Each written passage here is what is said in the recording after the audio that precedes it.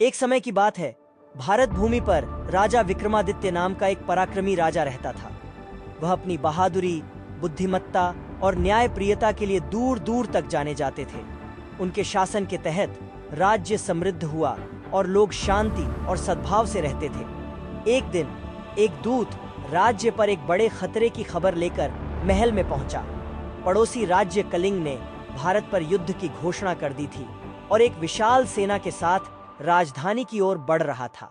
राजा विक्रमादित्य जानते थे कि उन्हें अपने राज्य और अपनी प्रजा की रक्षा के लिए शीघ्रता से कार्य करना होगा।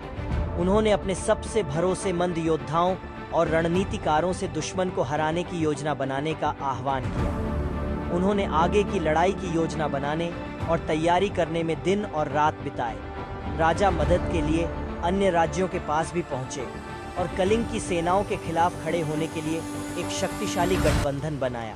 जब शत्रु अंततः राजधानी के द्वार पर पहुंचे तो उन्हें भारत की संयुक्त सेनाओं से भयंकर प्रतिरोध का सामना करना पड़ा।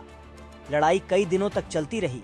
किसी भी पक्ष ने एक इंच भी पीछे नहीं छोड़ा, लेकिन राजा विक्रमादित्य के नेतृत्व और साहस ने उनके सैनिकों को भारी बाधाओं के बावजूद भी लड़ने के लिए प्रेरित किया। अंततः एक लंबी और खूनी लड़ाई के बाद कलिंग की सेना हार गई और पीछे हटने के लिए मजबूर हो गई।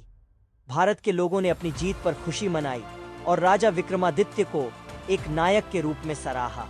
हालांकि राजा जानता था कि खतरा पूरी तरह से टला नहीं है और उसने अपने राज्य को भविष्य के किसी भी खतरे से बचाने के लिए सतर्क रहने की कसम खाई।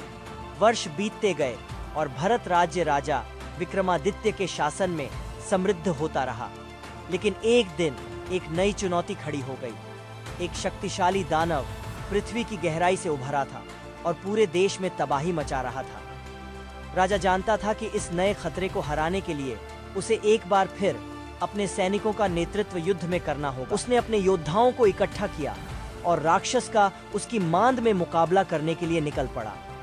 युद्ध भयंकर और क्रूर था।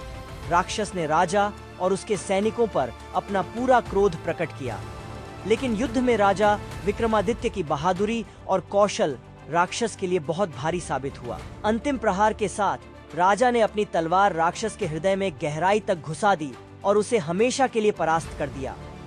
भारत के लोगों ने अपनी जीत पर खुशी मनाई और राजा विक्रमादित्य को एक सच्चा नायक, राज्य का रक्षक बताया। और इसलिए राजा विक्रमादित्य की कथा बहादुरी, ज्ञान और न्याय के प्रतीक के रूप में आने वाली पीढ़ियों तक जीवित रहेगी। उनका नाम पूरे देश में याद किया जाता था और उनका सम्मान किया जाता था, और उनकी विरासत भावी पीढ़ियों को उनके नक्शे कदम पर चलने के लिए प्रेरित करती रही।